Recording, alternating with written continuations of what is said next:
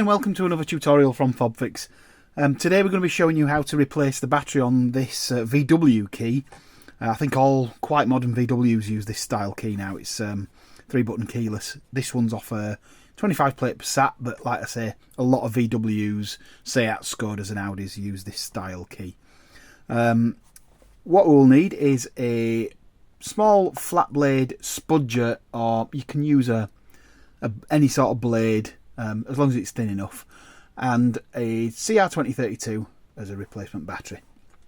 Now, the fob itself, pretty nondescript, but we don't actually need to pop any keys out on this one. Sometimes you need to take the key blades out to get to it, but on this one, if we just flip the fob over so we've got the logo on the back, and we take our pry tool and we gently, very gently, just push it behind. You see how it's just gone in there. Push it behind this plastic cover on the back.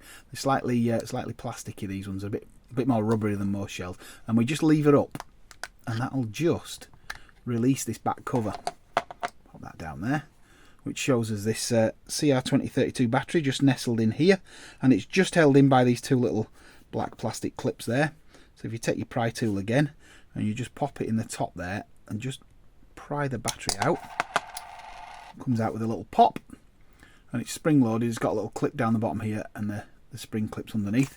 So just dispose of your old battery carefully. Pop this one out of the packet. Let's well, not waste that one, but we'll just pop this one back in because it's a known good battery, and we just put it in down towards the bottom of the key and just press it till it firmly clicks, and that's it. And then if we just place the back cover back at the top and just push down firmly, just hear a click, and that's it all back together. As you can see, there's a little red indicator light here at the top there. You'll see it flash.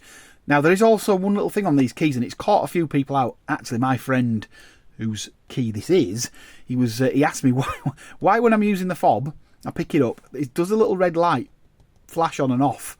And these keys have a built-in technology that is to counteract the relay theft that went on with a lot of keyless cars, a lot of older keyless cars.